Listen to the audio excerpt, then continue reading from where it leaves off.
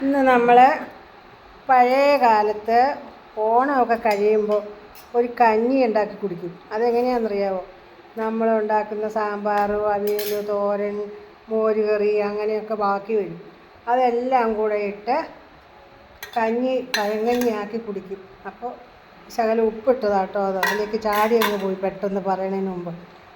അപ്പോൾ ആ കഞ്ഞി അവിയൽ, ഇതിനകത്ത് ഞാൻ അവിയൽ, സാമ്പാർ, മോരുകറി, അച്ചാർ, ഇഞ്ചിക്കറി, ഇത്രയും സാധനങ്ങൾ ഞാനിട്ട് കലക്കി പഴങ്കഞ്ഞിയാക്കി വെച്ചേക്കുവാണ്. ഇത് കണ്ടോ, നല്ല ടേസ്റ്റാണ് ഇത് കഴിക്കാൻ.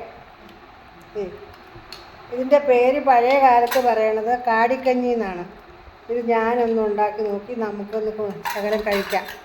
എനിക്കൊരാഗ്രഹം തോന്നി ആ കഞ്ഞി ഒന്ന് ഉണ്ടാക്കി കഴിക്കണമെന്ന്. അപ്പം നിങ്ങളെ ഒന്ന് കാണിക്കാമെന്ന് ഉദ്ദേശിച്ചാണ് ഞാനത് വെച്ചത്. അവിയലും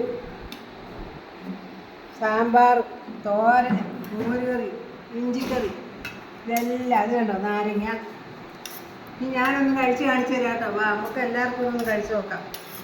ബാക്കി വരുന്ന സാധനം ഒന്നും പോകുമില്ല, നമുക്കിത് കഴിക്കുകയും ചെയ്യാം. നല്ല ടേസ്റ്റാണിത്. നമുക്കിത് കഴിക്കാം കേട്ടോ. അടിപൊളി. പഴയ കാലത്തെ ആ ഓർമ്മ.